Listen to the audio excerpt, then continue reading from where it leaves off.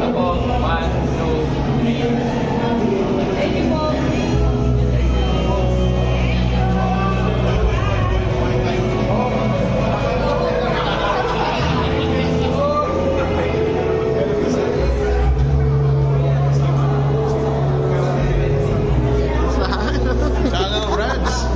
Thank you. Hi, Mayara. Merry Christmas. Thank you sa gift.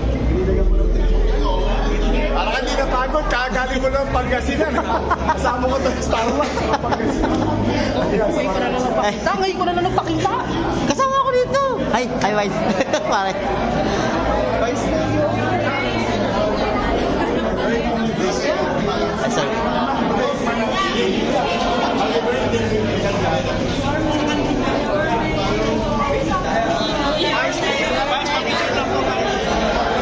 Mark! VIP. Ano masasabi niyo sa bago niyong paaralan? Medyo mamangha talaga kung ganun. Ayaw mo na umuwi? Dito ka tutulog. Anong gusto sabihin mo kay Yorme Isko? Ang masasabi po sa good job po talaga. Hanga-hanga kami mga masaya po sa dinikha niyo po.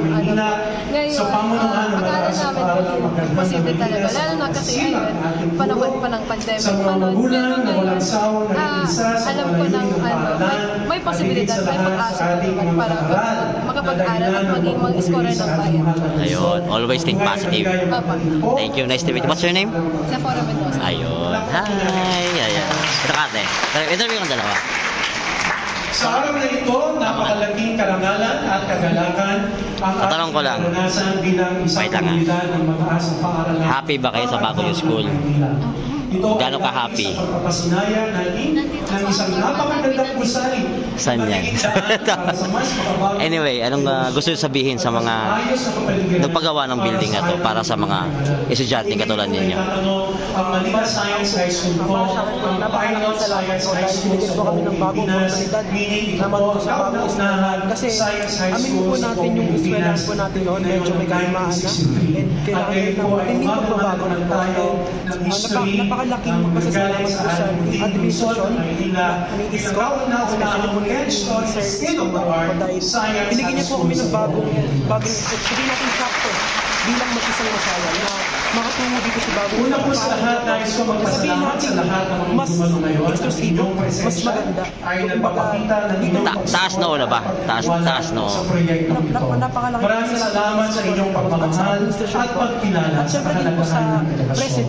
Lubos din ang aking pasasalamat sa lahat ng tao at trabaho ng masigasig upang magsakatuparan ang proyekto. Ang inyong delegasyon at kusay ay nagtulot ng magandang buhay Thank you. Ikaw ang ate. ating nakikita sa mga. Habang lahat Sa mga arkitekto, engineero, manggagawa, at iba pang mga tauhan na nagtambag ng kanilang kakayahan. Maraming salamat po sa inyong sakripisyo at pagtutok sa bawat ilan para magsakatuparan ng magagawa namin hindi natin dapat napakagandang building ang and ating thank you so mga much guro po at for making it kawanitan na worth it sa lahat natin ng ang administration gulong and ng workers sa school na nagkasyaga ang nabibigyan ng hard work niyo, especially salamat po from all the Masayans. I can say this, hindi lang po para sa akin sarili, para po nung sinabi ng para sa akin, yun lang po, maraming salamat. Thank you. And the last one? Ano masabi mo? Ang bagong usahin na ito ay hindi lamang simpleng Kay Isko kasi dahil po sa bagong building po, sa bagong opportunities na po. Malamig na po siya ngayon kaysa dati kasi may mga aircon. Ang mga pangarap, ang mga pag-aaral at mga karanasan. Matagal na din po kami maghintay and excited po kami mag-online class. And now grateful na po kami na makaka-continue po kami ng high school life face-to-face po instead of online. Thank you. Congratulations.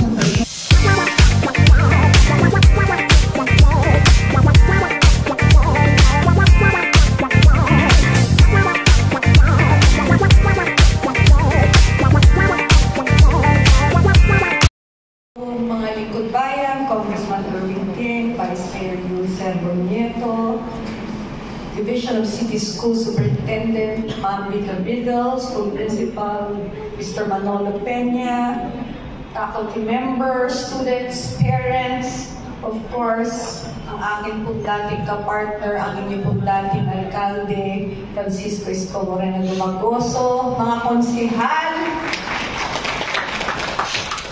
engineer, Andres, architect Balmores, engineer Sada, sa inyo pong lahat, magandang umaga po. Excited na kami. Kami po, sobrang tagal ng excited. Alam nyo, nung ito po ay pinagkatiwala sa akin ng ating dating punong lungsod, Francisco Isko Moreno Dumagoso, ay talagang halos buwan-buwan yata kinukulit ko si Engineer Andres.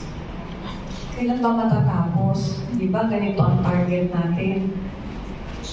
Minsan po, dumalaw kami dito, nag-inspection po kami, at may mga nakita pa po akong kailangan pang tapusin at gawin. Sabi niya sa akin, October po, ma'am, natatapos na. Sigurado ka ba? October. Yes, ma'am. Huwag mong madaliin. Yun ang sabi ko. Yun ang kabiling-bilihan ko. Gusto ko, pag ibinigay natin ito sa mga guro, sa principal at mag-aaral ng Manila Science High School, gusto ko maayos na maayos ito.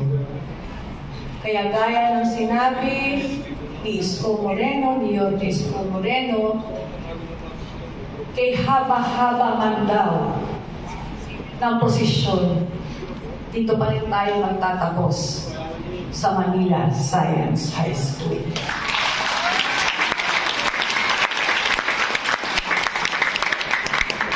Doble ang excitement ko. Kasi nung gina-groundbreaking pa lang namin ito, first time ko lang nalaman na ito ang kauna-unahang Science High School sa buong Pilipinas. Nabanggit ko po yun nung speech ko 2 years ago.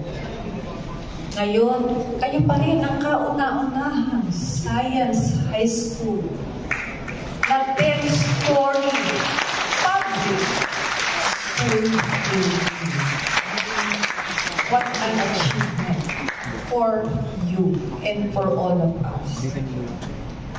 Bagay na bagay sa Manila Science High School ang mabigyan ng isang world-class facility upang magkaroon ng inspirasyon ang bawat isang kabataang Manilenyo na makapag-aral dito. Kanina nga po, binubulong ko na, naku, ang dami magpapareconsider kayo dito. Ang dami magpupumilit na mga batang Maynila na makapasok. Hindi lang po dahil sa bago ang infrastruktura o istruktura, kundi kilalang-kilala ang Manila Science High School bilang isang napakagaling na science high school. Sa nakaraang 60 taon ay patuloy ang pagbibigay ng karangalan ng Manila Science High School sa iba't ibang larangan ng asignatura. At tunay na masasabi natin de kalidad ang edukasyon ang nabibigay ng Manila Science High School at kayo po ay nakapag-produce na ng magagaling na alumni. Kasama po natin ang isang alumnus natin dito, Ginoong Alvin Patrimonio.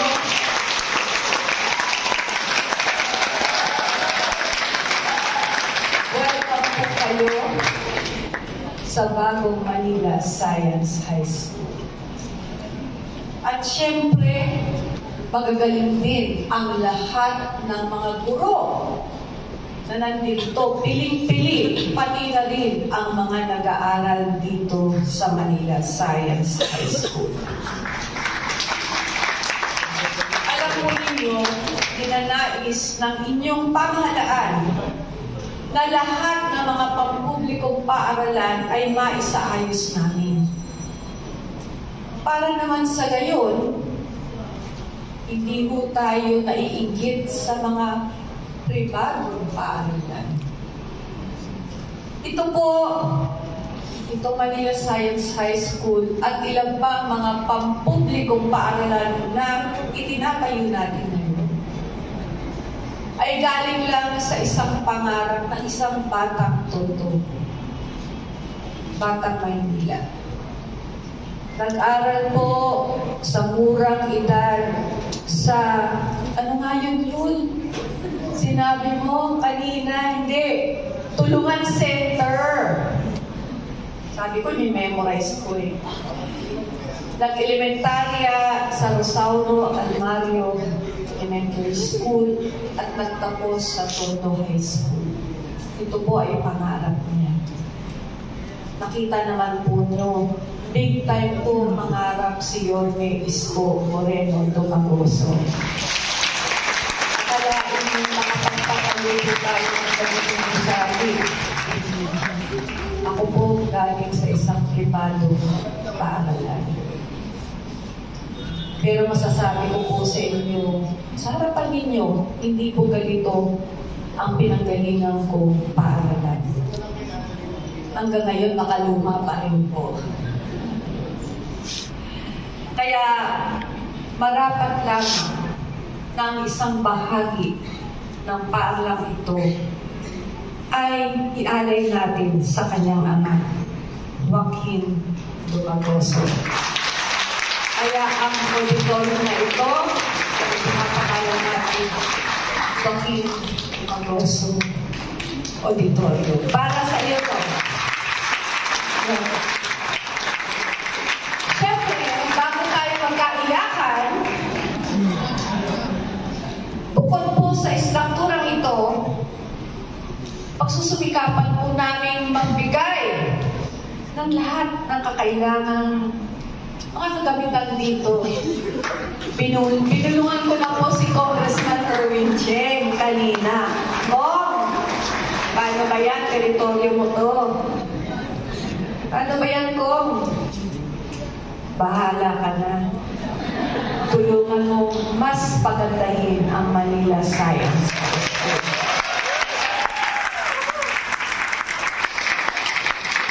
Tulong tayo. Mas lalo natin gawing world class ang paaralan. Sana po maging inspirasyon ang pasilidad na ito.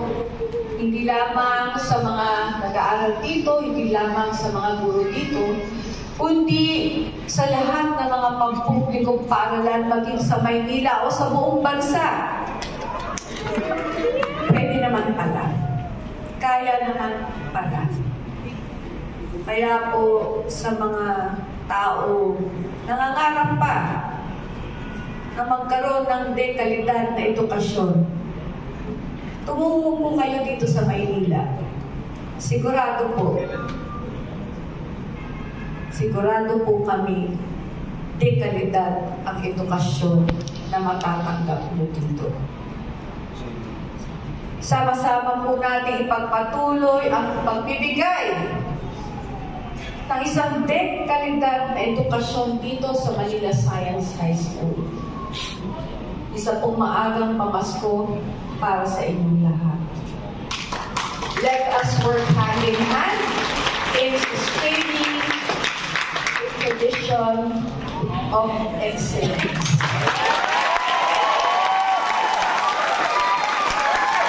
Maraming salamat. Merry Christmas.